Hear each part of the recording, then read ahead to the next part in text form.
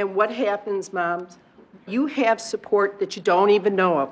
You have government agencies, you have senators, you have state reps. And if you go to them and you take your stories and you document your stories and you go to them, you will find people that will help you. You got to support each other, you got to document your stories and help each other. And it's a battle every day. And don't take no. No is not no. No is on. Go again. This evaluator that was at the bottom of all this, I filed a complaint against him with the Medical Board of California. He was actually charged by the state attorney general with gross negligence for refusing to investigate the sexual abuse and for giving incompetent testimony to the court, and he pled no contest to the charges. I filed a complaint against the judge, and after a 3.5-year investigation, the State Commission on Judicial Performance substantiated his misconduct in the case, and he was disciplined. The State Victims' Compensation and Government Claims Board did a new investigation, came back and said there was at least a preponderance of evidence that my daughters were molested by their father. And so basically, I've won the case on the state level, unfortunately, and new laws were created as a direct result of my case and 2 other cases just like it. And I even had the lawyer from the Assembly Judiciary Committee come to court in 2000 and say, we used the facts of this case to create this law. And the court said, oh, well, since the law doesn't say it's retroactive, we're just going to say that it doesn't apply.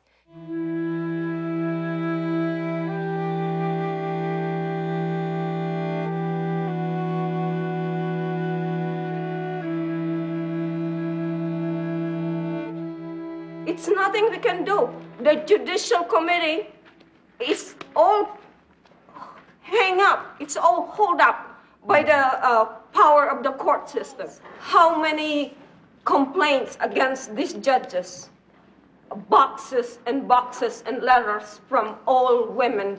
And then I found out that one judge who is sitting on my custody has 3 boxes of complaints against him. We need to create meaningful systems of judicial accountability. That's a complex question.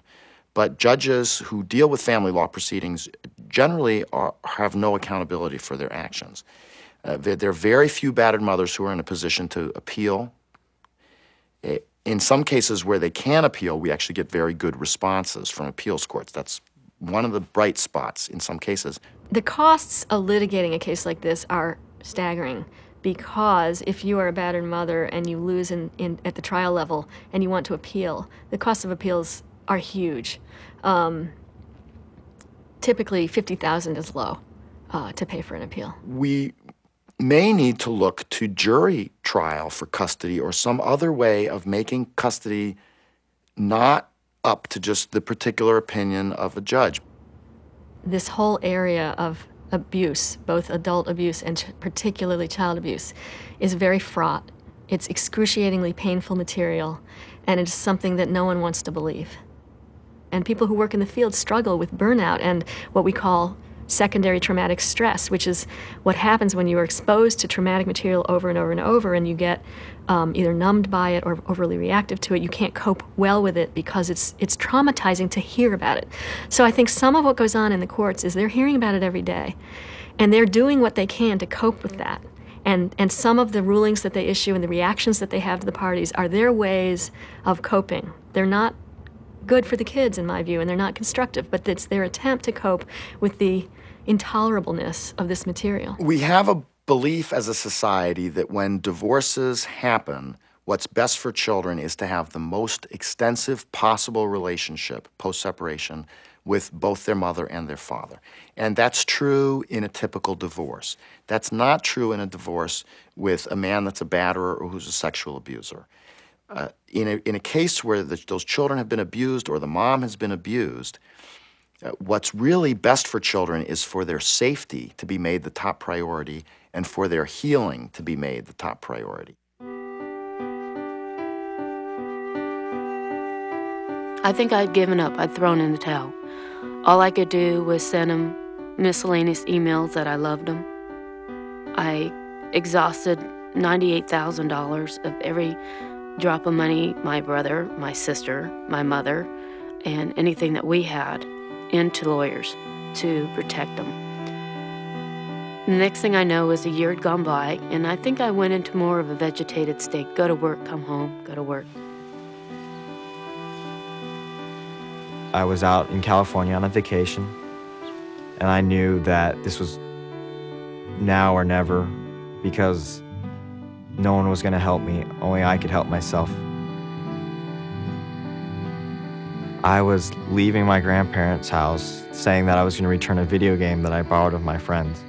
From there, I went over to another friend's house and stayed there for a while. I went from friends to friends, just as everybody could handle me, staying sometimes a few days, sometimes a few weeks, to avoid being found. I actually didn't want to think about my sons. It was too hard. It'd pull you down to a point you couldn't get up the next morning. I said, you know, I have to get up, I have to go to work, because someday my sons are going to come home. And that's when I received a letter in the mailbox. It was from Randall. He had made a decision of his own to run away.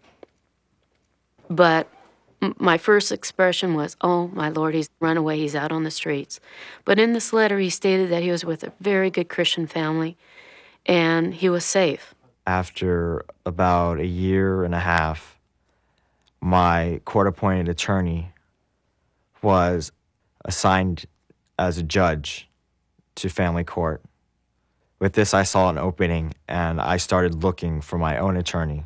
After a little while, I finally found a good attorney that I thought I could trust, and that was just the best thing that ever could happen for me. You all of a sudden knew it was going to come out on the other side, that he had an attorney that would talk to him and believe him, and that she actually said those magical words, your son's going to come home. Finally found a really good attorney, and that was the most amazing thing when I called her up and she said, what do you want? First thing she said, what do you want? Not, I think this is what's good for you.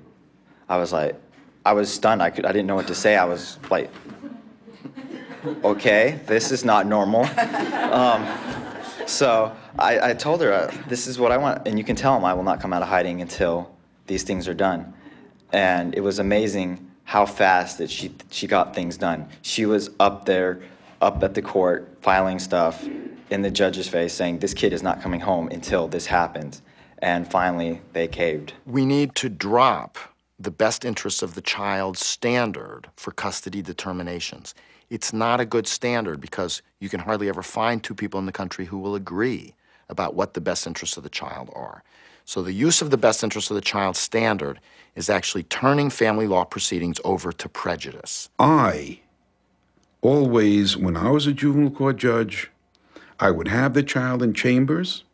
I would have the lawyers there, of course, lawyers from each side, and I would question the child and let the child express their wishes. It should be taken into the total situation. A year before I turned 18, I just decided to leave my dad's house because nobody would listen to me. My lawyer, who was the same one I'd had all along, would not listen to me. I'd been trying to get Jeff some counseling for his depression as a result of the years of emotional abuse and neglect in his dad's house. And I fought in the courts to try to get him some counseling, and his dad, because his dad had legal custody, he refused. He fought against it, and he basically has always been given anything he ever wants in the courts. So Jeff wasn't able to get counseling. So after he came to live with me as soon as he was 18, and his dad didn't have any control over him anymore, legal control, then I helped him to get into some counseling. And my daughters are still living with their dad. They can't tell the truth even. They have to pretend like everything's okay. I mean, I see them, they visit every other weekend, and my relationship with them is, I can't say I have a relationship with them, but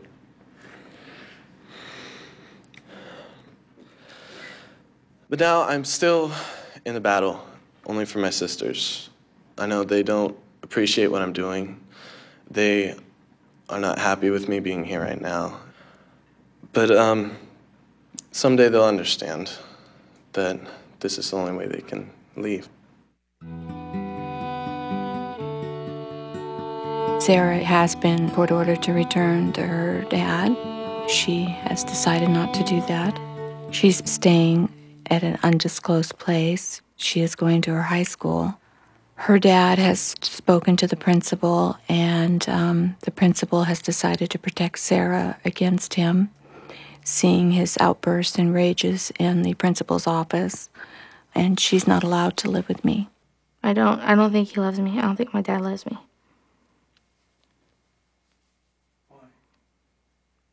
I don't think he loves me because he wouldn't have done all like this and try to like bribe me with money. Money is not a good way of showing love. He's never considered of taking me out or anywhere except on vacation with one of his girlfriends. He's always talked about money and about how bad my mom is. That's not how a father should talk about a mother when a child is there, and talk about how she's done all this bad stuff to him and how he's been the perfect dad. And I mean, how can you be perfect when you hurt someone so bad? It's like ruins you and it makes you feel like you want to die.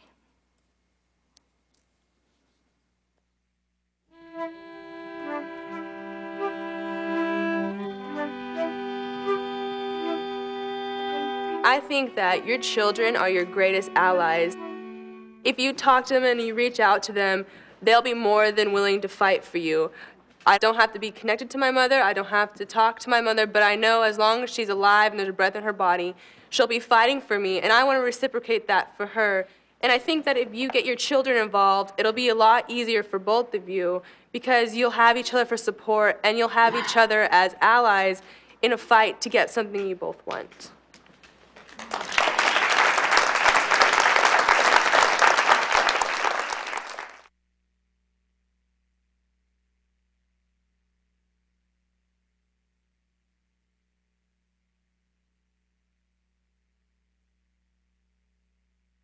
If you or someone you know needs help, call the National Domestic Violence Hotline at 1-800-799-SAFE, 1-800-799-7233.